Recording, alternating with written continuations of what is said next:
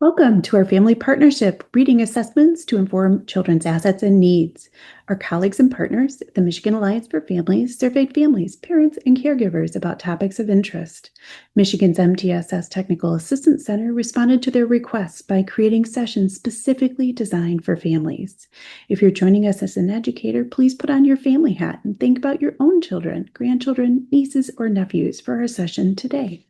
To find our session materials for today, you can go to mymtsstac.org. You can then go to Professional Learning, Session Materials, and you'll see our session for today if you type in Family Partnership Reading Assessments to Inform Children's Assets and Needs. When you open up that link, you'll see all the details about this session. You'll also see a training plan, and if you open the training plan, you'll be able to access a link that gets you to our session electronic Google materials. And in those materials, you'll find things like definitions. You'll find things like guided notes. You'll find resources. So go ahead, grab your scrap paper, your pen, your pencil. Go ahead and navigate over to our session materials, and we'll get started. We'd like to acknowledge the work of our national and state partners, researchers, and educators working to advance the knowledge of what works and provide resources and tools, as well as our colleagues and friends at the Michigan Alliance for Families. You can share or adapt the resources for nonprofit use, but please give the MiMTSS Technical Assistance Center credit and show where any changes may have been made. A quick disclaimer around curriculum intervention, as well as assessment, screening, and progress monitoring. When you look at the examples today, the MiMTSS Technical Assistance Center and the Michigan Department of Education have gone through a review and selection process with the 35M Committee for Literacy Achievement. And curricula and intervention have been selected, and you can see what those are here at this link for Committee for Literacy Achievement High Quality Literacy Materials Grant. You can also see the assessments that have been selected for screening and progress monitoring if you go to the K-12 Literacy and Dyslexia Law link here. As we go through our session today, there will be a few examples by different assessments, and basically, those examples are not endorsed by the MiMTSS Technical Assistance Center or the Michigan Department of Education, therefore, illustration purposes only. So let's talk about our purpose for today. You might hear teachers talk about assessments and wonder why those are used. Today, we'll learn more about different types of assessments and how assessments can be used to inform and support children's assets and needs, as well as how you can help by partnering and communicating with school. Go ahead and take out your scrap paper and guided notes and take a look at our outcomes for today. Which one resonates with you? Go ahead and jot that number down on your guided notes or your scrap paper. Think about the following two questions and write yes or no. So question one, I can determine myths and facts about assessment. Question two, I can develop relationships, and that includes communication, obtaining support, celebrating strengths, lifting issues or barriers to support my child. So I can develop relationships at school to support my child. Yes or no? Go ahead and take a look at our agenda for today. Take a minute and think about how you use data in your everyday life. What's a decision you've made recently based on data? Maybe you've had to collect lots of data to compare different cars and decide which car you are going to purchase. Take a minute and think about an example recently of using data to make a decision. Let's take a look at some myths and facts on a piece of scrap paper or your guided notes, number 1 through 9, and jot down whether you think the statement is a myth or a fact. All children can learn. Our aspirations impact children's achievement. When families and educators partner, children benefit. Families and educators partner on all aspects of a child's education. Early identification of children's needs is critical. All children should receive universal screening 3 times a year. Assessment should be valid and reliable. Assessment should be culturally based. It's important to monitor how children respond to instruction. If you answered facts to each of these questions, you are correct. Let's take a minute and think about family partnership. You may or may not have listened to a prior recording or been part of a family partnership session. So let's take a minute and talk about what Mapp and Berkman defined as family partnership. They talked about a dual capacity building framework for family school partnership and described family partnership as being built on mutual trust, linked to learning and development, asset-based, culturally responsive and respectful, collaborative and interactive, where educators are empowered to connect family engagement to learning and development, engage families as co-creators, honor family funds of knowledge and expertise about their kids, and create welcoming cultures. There are benefits and advantages to family partnership. For example, attendance can increase, social skills can increase, behavior can get better, and academic improvements can be made. But it takes everyone working together to create the impact that we want to see. Building trusting relationships, having good two-way communication to and from school, having meaningful participation where team members are including families, both in giving good information and in co-constructing and co-creating and co-planning. So in your guided notes, go ahead and jot down what's one word to describe your experience with assessment. What's one way you use data to inform your decision making? And which big idea about family partnership do you want to focus on as we go forward? So let's take a look at some of the big ideas in assessment.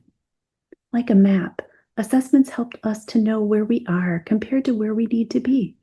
They help us determine what's needed to help us get there in the most effective, efficient, and direct way possible. We need to gather information about our route, like weather, road closures, road construction that might impact our journey. We use this data to make decisions to ensure everyone arrives at our destination. If we're off track on our route, we can recalibrate to ensure that we get there. If we have a flat tire, we can pull off the road. We can pump it up immediately so that we can successfully continue on down the road. So assessment data is important for a number of things. First, it's important to help ensure all children learn. It's important to help us focus on prevention and early intervention and avoid waiting to fail. It helps us determine if we're on track, celebrating kids' success when they are. If kids are at risk or at risk of being at risk, we can provide additional support. If kids aren't responding, we can unpack why. We can look at data for all kids in our school. We can look at for which groups is instruction successful. For which groups is it not successful? We can make some data-based decision-making about our instruction, about our systems, about our practices. And we can impact our instruction and intervention. We can help ensure equitable outcomes across all groups, across all the people who make up our community at school. We can help ensure ongoing communication about assessment, about the purposes of assessment, about the types of assessment and their use to and from parents and families and caregivers. So let's talk about a couple of big ideas with assessment that are so important. The first is this idea of validity. And validity basically means that this assessment measures what it says it measures. The next is reliability. So it's the idea that the measure consistently measures the same thing over time. It's consistent over time. When we talk about culturally responsive, we want to make sure that this assessment has been normed, or that all different people have been part of the norming or the creation of this assessment. And we want to make sure that it's fair and works for all different groups of people. So we want to make sure that there's nothing in the assessment that is going to be biased against one culture or another. So we try to make that as fair as possible and as responsive to cultures as possible. We want to make sure that assessments are efficient, that they can help us lead to data-based decisions, And we want to make sure that our assessments can help us to ensure equitable outcomes for all groups of people. Let's take a minute to think about different types of assessment for different purposes. So, what are those types and purposes of assessment? For universal screening, we're really talking about who's on track, who's not where they need to be on that map, who's at risk of being off track, and who is off track. When we think about progress monitoring, this is an assessment that's used after kids have been off track or determined to be off track, and they're matched with an intervention. And progress monitoring helps us determine, do they still need that intervention? Are they responding? Do we need to make any changes? So this progress monitoring helps us with, is the support still needed or is a different support needed? When we think about progress monitoring, we might be thinking about weekly measures. When we think about universal screening, we're really talking about a brief assessment 3 times a year. With program mastery, we're really looking at what's happening once a child is in intervention, and we're looking at whether they're responding to or learning the content in that intervention. Do they have those skills? Are they accurate? Are they fluent? Are they automatic? And it helps us look and find out if they are. It helps us get to mastery. When we think about diagnostic assessments, we're really looking at, if a student isn't responding, a little more information about why. So why is that student not responding? So for the purpose of today, those are the different types of assessments or measures that we'll talk about. So that universal screening, really we're looking at a brief assessment 3 times a year, and it really helps to see, are kids on track? This may be administered in the fall, in the winter, and then the spring, and to all students. So an analogy here for universal screening might be, you're going to the doctor's office. So most adults go to the doctor's office maybe twice, maybe 3 times a year. And every time you go to the doctor's office, there are certain things that they do every single time. So they might take your temperature, they might take your blood pressure, and they'll note any changes from the last time you visited or from prior times that you visited. But they don't do this every week, but it's once, twice, 3 times a year. The issues, if there are any, can alert a doctor. Do you have a fever? Is there some infection happening? Maybe you have high blood pressure and there's a change in your blood pressure. It kind of gives you an alert. This is an example of a universal screening using Acadians. And when you look at this universal screening data, you can see there's a graph or a circle here, pie chart, that looks at the beginning of the year. And there's the same pie chart in the middle of the year. And so when Acadians reading displays this data visually, they're really giving us some information about who's on track. So this is looking at all kids in the first grade. And kids that are on track are showing up in green or well above in blue. Kids that are slightly or below where we would expect them to be are showing up yellow. And kids well below where we expect them to be are showing up red. So taking a look at these two, beginning of the year and middle of the year, which color do you see more of? That's right. While our goal for students in general education is 80% or more benefiting from universal or tier 1 reading instruction, that would be what's happening in the general ed classroom. What you're seeing here is that there are about 70% of the kids that are not meeting the benchmark. They're in that red zone in the beginning and the middle of the year. The other thing we're not seeing is growth between the beginning of the year and the middle of the year. And that's something we really want to see, because our goal is that all kids are showing up in the green and the blue, and if not all, at least 80% of them. The next thing you'll see is a visual that you might see if your district uses Acadians, and this is Acadians Learning Online. So family members, parents might see this about their individual child. So this is this is Zach in 3rd grade. And if you look across the beginning of the year for Zach, you see a lot of the scores in the green. And the green is really saying, this is where we expect you to be. You're doing great right where you are.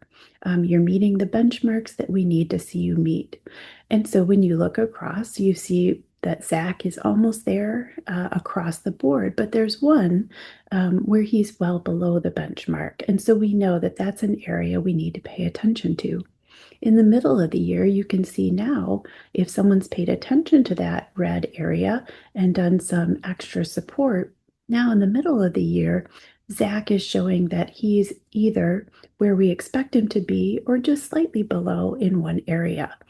And so you can kind of take a look and you can see really quickly, where are we?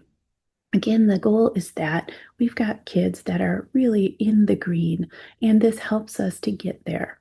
Let's take a look at progress monitoring. So this is an assessment that's used after a child has been matched with an intervention. So after it's been determined that this child is off track and needs additional support. So when we continue to use this progress monitoring, we're doing this much more frequently. So it's more of a weekly data collection. We still want to have valid, reliable, and brief measures, but it really helps us to find out, is this intervention instruction helping to make progress for the student? And if yes, we want to keep going. And if no, we may need to take a look and determine, is it still needed? Is the child responding? Do we need to modify or do we need to change something up? So an analogy for this one would be maybe you take weekly measurements at home. So maybe you take your weekly weight. Maybe you kind of keep a journal with your calories each day, and you look at that, once a week, and go back and look at how well did I do to my goal. You might be monitoring your steps, and you might have a Fitbit that kind of shows you how many steps you've taken each day. And you might take a look at that every day or every week and look back. How did I do getting to my goal of 15,000 steps a day? The big idea here is we're making progress toward a set goal, whether it's weight or calorie intake or steps. And once we've determined that we need additional support, we can provide that additional support. So if I'm off track on my calories, if I'm off track on my steps, if I'm off track on my weight and it's gone up, we can make adjustments and we can provide some extra support or do something different that will make that change to get us to where we want to be. The big idea with progress monitoring is that if kids are at risk, then progress is monitored weekly or at least every other week to ensure that kids are responding and we're getting closer and closer to that goal or target. So this is a visual example, and this is from FastBridge, and it's really helping us take a look at a third grader's progress monitoring sampled over time with a focus on correct words per minute. And these samples are happening, every much more frequently. It looks like every other week. But you can see there are many, many, many more samples happening. And you can see the charting that's being done towards our goal. So a goal has been set, and we're working to make sure all of those data points are trending upwards toward that goal. When we talk about program mastery, we're really talking about measuring the mastery of specific content in the intervention or from the intervention. So the question that's being asked is, did the child learn what he or she was intended to learn in the intervention? And so often these are built right into the intervention that's used. And they give us a sense of how kids are responding to the intervention.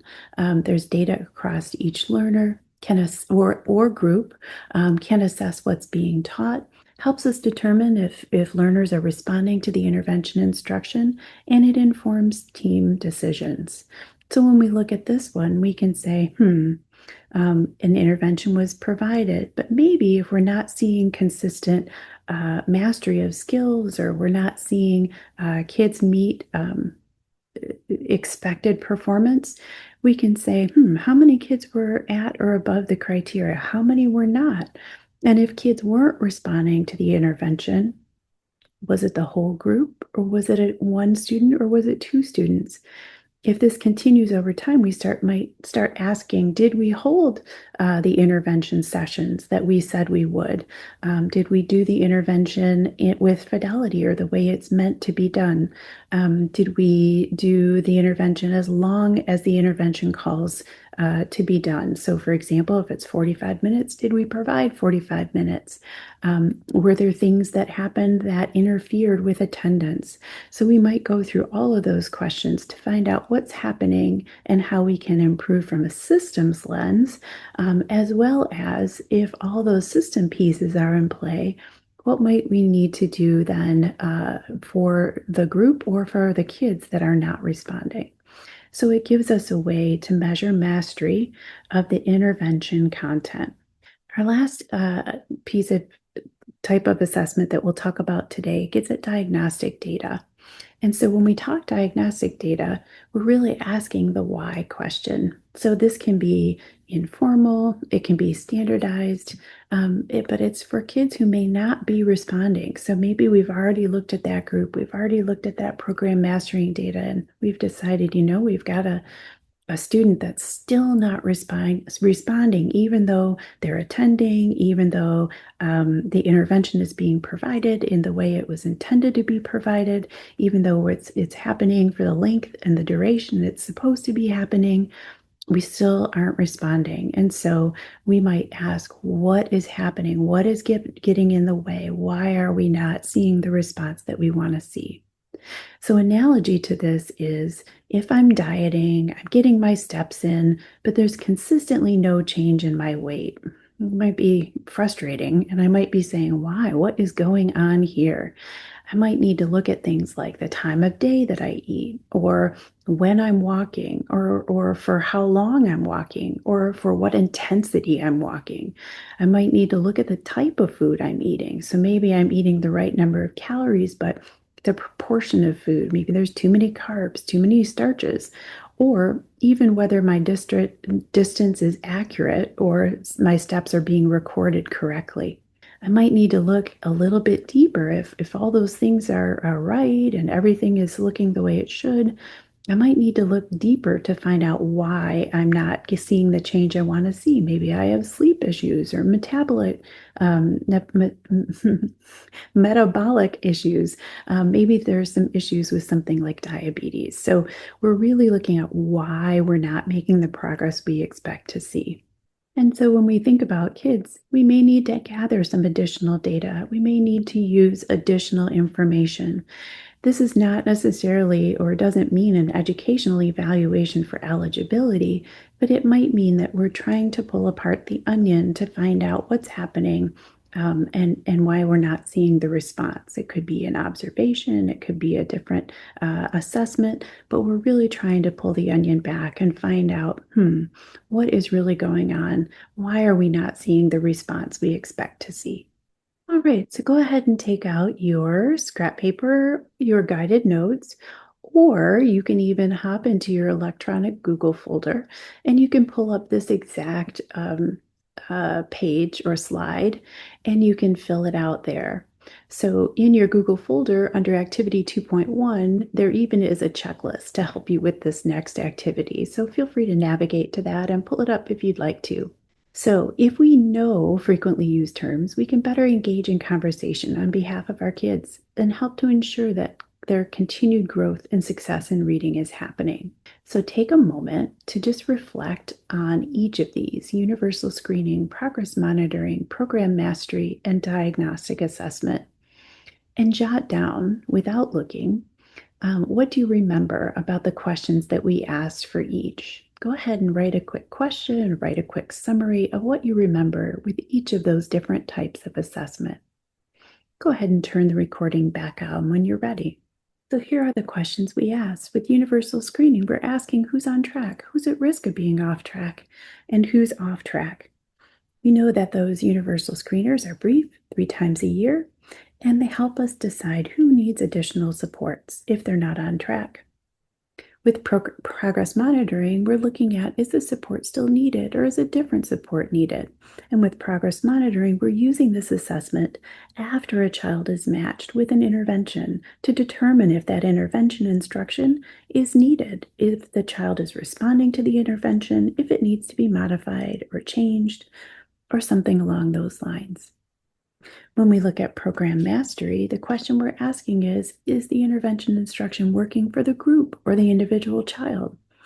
We're really digging into the mastery of specific content within the intervention. So, are the skills and knowledge increasing within the intervention content itself? When we're diving into diagnostic assessments, we're really looking at why a child's not responding and gathering additional information to determine the why. So go ahead and add to your notes here in your guided notes or in your scrap paper or on your template. Great. In our next activity, 2.3, we want to look at different types of assessment that we've reviewed, and we want to take a few minutes to review these scenarios together. So as we do, think about your response.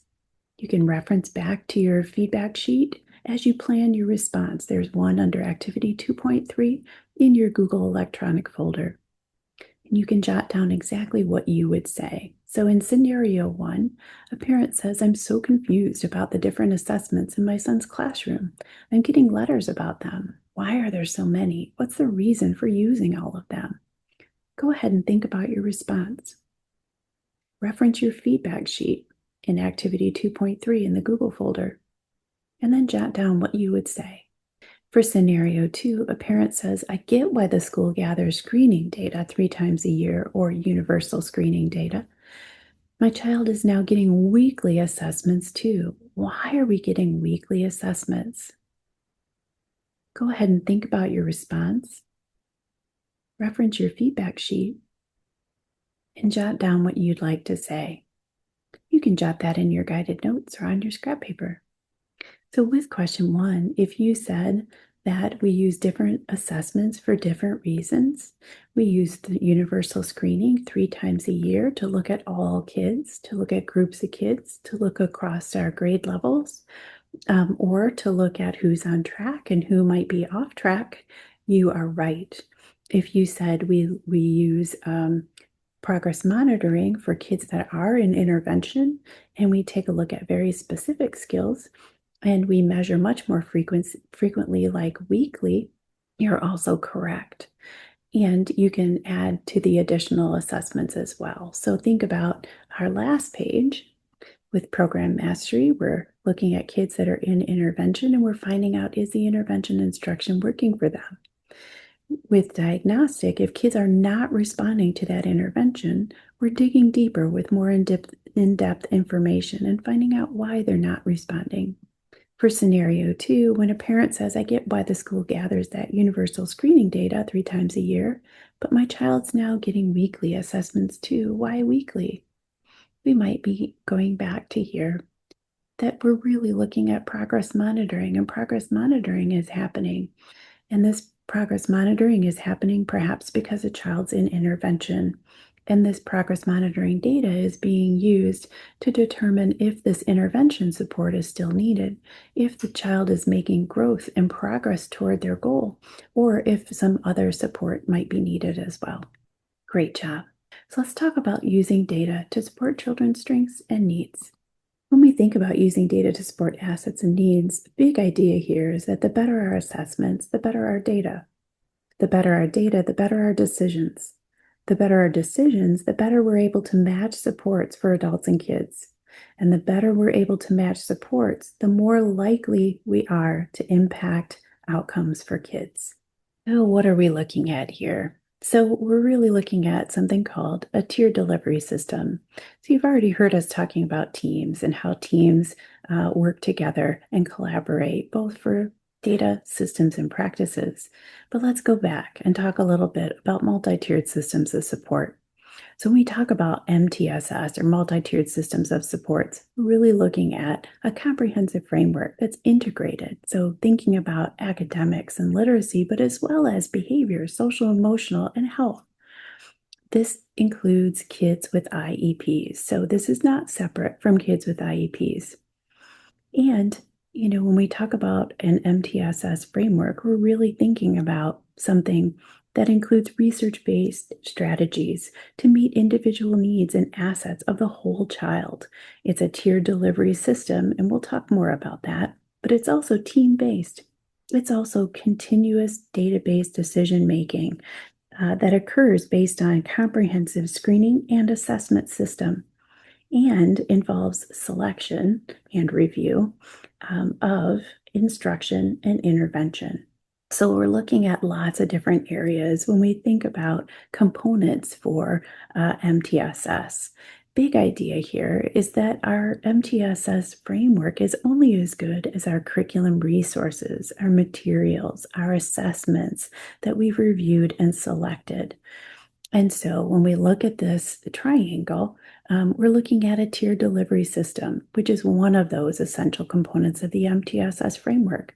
It describes 3 levels of support for students. It applies to both academic and social, emotional, and behavior content, like we've talked about.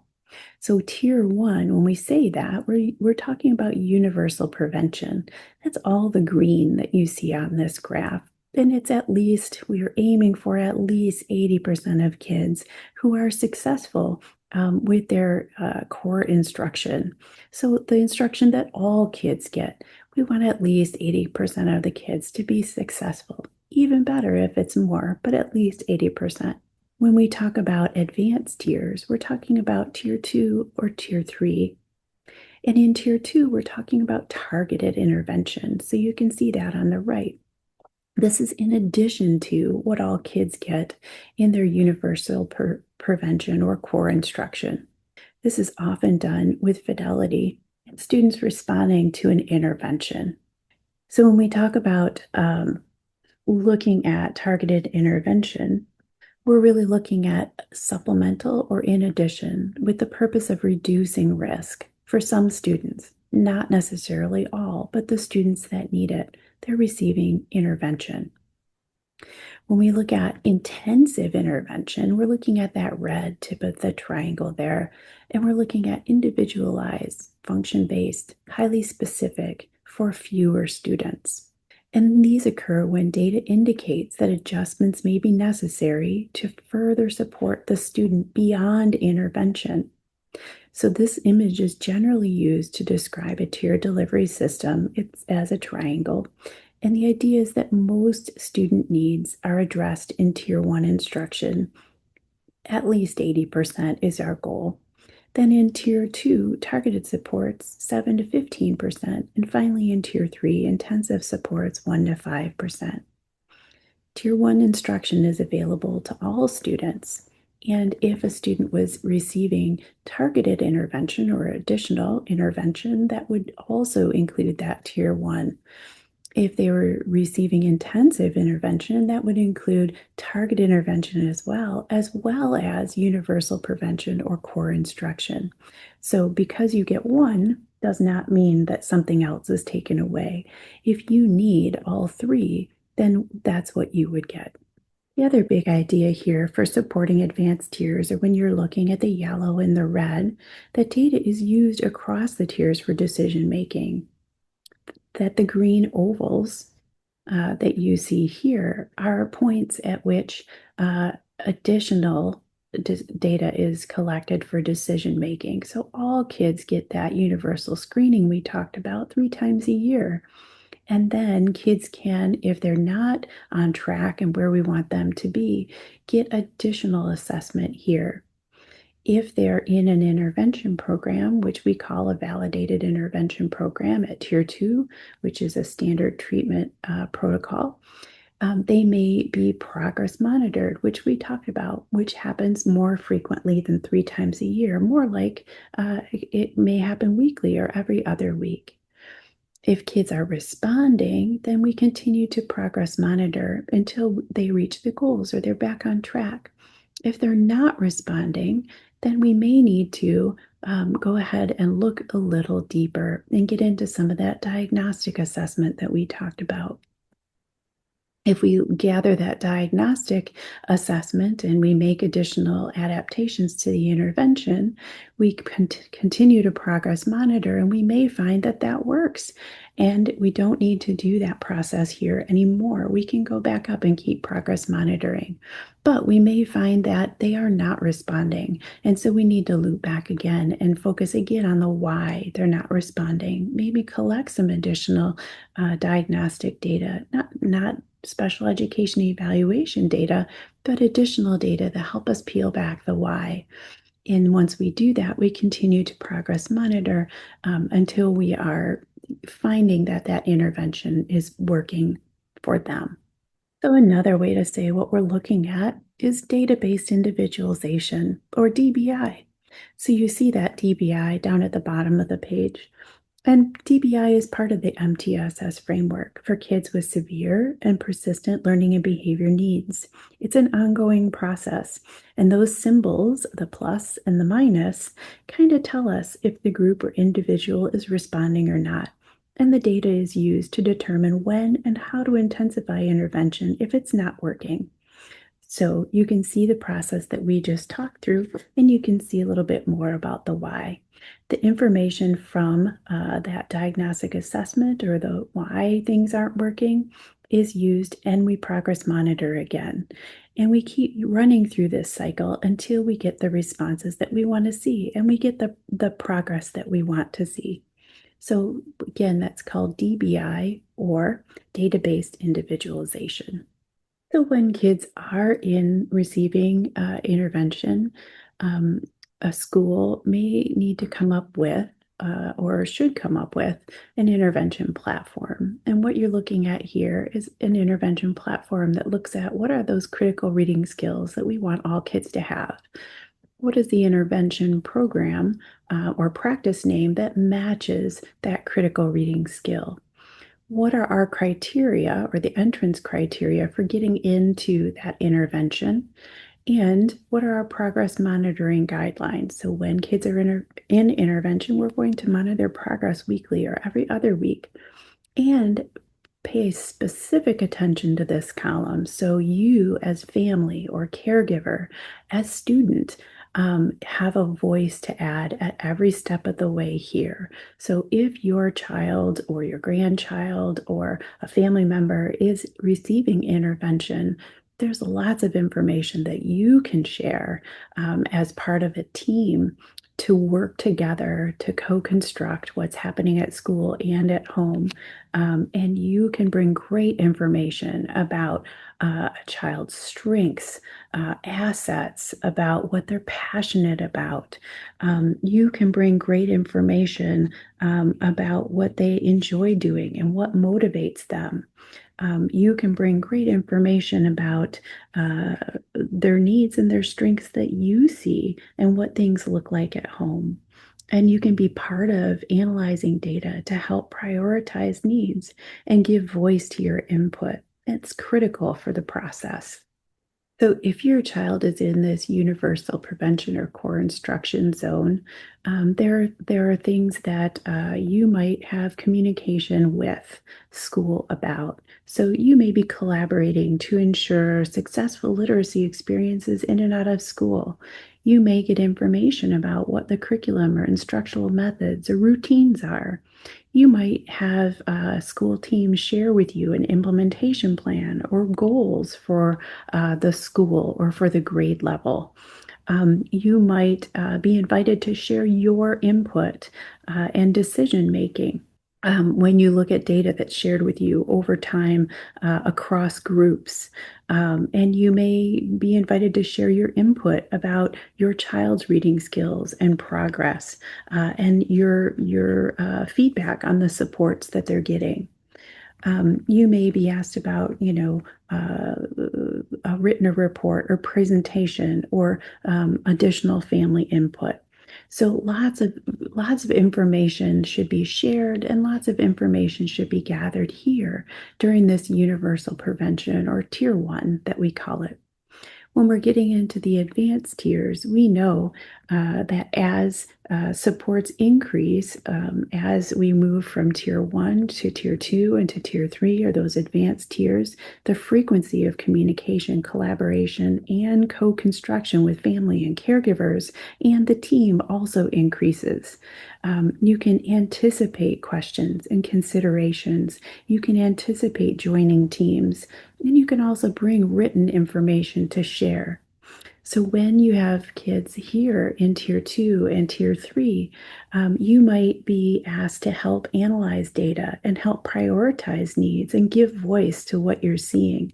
Your voice is critical and your input is critical to the process. You might be asked about the intervention. So you might be asked about what you're seeing in terms of response, in terms of generalization of those skills in the home environment or in the outside of the school environment. You may be asked about strengths. You may be asked about needs or options for support at home or for extra practice or ways to celebrate success. You may be invited to be part of co-constructing a plan or written documentation for which you should receive that written documentation after about 48 hours. You might also be asked about, your involvement with setting goals, reviewing progress, designing an intervention, and other ways to support the team. So preferences, passions, diagnostic data, progress monitoring data results, and team discussions and decisions. So as a family member, as a parent, as a caregiver, your input is integral to the process at all of the steps and all of the places where data is used across our tiers. So specifically, you might want to plan ahead and think about these questions. So thinking about what you notice, what you observe, what you see, what you hear at home. What data do you have that you might want to share with educators, whether that's your child's teacher or whether it's a team at school? What assessments and observations do we have, and what do they tell us about your child's strengths and needs?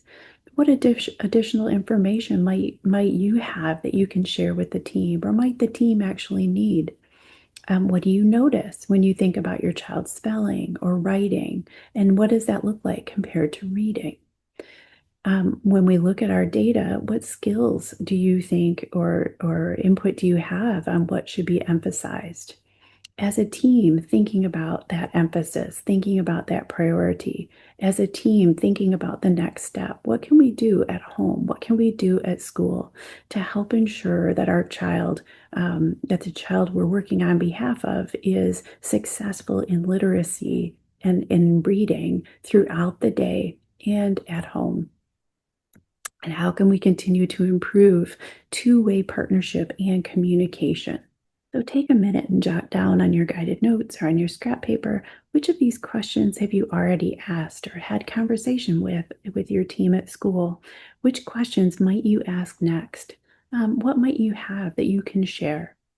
Go ahead and take a minute and think about those questions and where you might go next. Go ahead and take a minute to review our resources. So if you look in the Activity 3.1 materials within our electronic Google folder, which is in our training plan on the website under session materials, you can see things like the route to reading from our National Center. You can see intensive interventions and overview for parents and families. You can see questions parents and families can ask when talking to their child's school. And you can see more about how you can support intensive intervention if your child is in intervention. If we look at Activity 3.2, there are also additional materials. There's an example assessment letter from a school. There's an example student profile template that asks lots of questions about your child that you could fill out and bring to school. There's an example elementary intervention platform and an example secondary intervention platform, just so that you can get familiar with what these things might look like. Go ahead and take a few minutes to jump into those folders for Activity 3.1 and Activity 3.2. As you do, think about a couple big ideas. Think about a few ways to share the information, and think about a next step that you would like to take. So there are some opportunities that we have from here. so we can collaborate to ensure successful literacy experiences throughout the day and at home. We can ask questions about assessments that are being used. We can ask for details about what kind of assessment it is and what the purpose of that assessment is. We can ask for explanations about what's the parent role on a team, about what the school goals are, about how instruction and intervention are working. We can ask about routines that could be used at home, and we can respond to surveys that ask for our input. That's so important. At home, we can celebrate strengths, we can celebrate effort, we can celebrate when kids are on track. We can keep our positive statements high. So think about even a 5-to-1 ratio of positive statements to some constructive feedback. We can celebrate those small steps, the early success, and we can celebrate growth over time. Accuracy and fluency. We can keep in mind that when we're learning, mistakes and errors do happen, but we do want to correct those. So we want to give lots and lots of praise, lots of positives, and also provide feedback when it's needed. We also can read together frequently, and the more we read together, and the more kids see you reading, and the more you make that a routine, the more impactful that will be over time. Just make sure to talk to your child's teacher or the team about what they would like to see happening at home, or what you all decide is the right thing for your child to have happening at home and at school. So as we close out for today, we've learned a couple of different types of assessment. We've learned a little bit more about their purpose. We've seen some examples of what that type of assessment data looks like and results. We've talked a little bit about the use of data in MTSS framework and for informing decision making. And we've talked about some ways to increase information to and information from school to increase our communication. So go ahead and take a minute and fill in the blank either on your scrap paper or in your guided notes. I used to think, and now I know. Once you're done with that, go ahead and say yes or no. I can accurately share information with other parents, and I can reflect on my own role in family partnership and take a next step. Go ahead and continue to review the resources, continue to fill out your guided notes, take a look at those definitions and acronyms. Go ahead and take a visit over to the different links that you see in the resource section, as well as Meadow Center, which has lots of great videos for families. Michigan Alliance for Families, which has lots of great information, as well as the additional recordings that you might see for family partnership and that you might be interested in. So thank you for joining us and learning a little bit more about assessment. We look forward to working with you now and in the future, and you can find lots of different recordings at our YouTube page. You can also find lots of information about MTSS in our About Us page on our website. We hope you'll join us again in the future. Thank you for joining us today.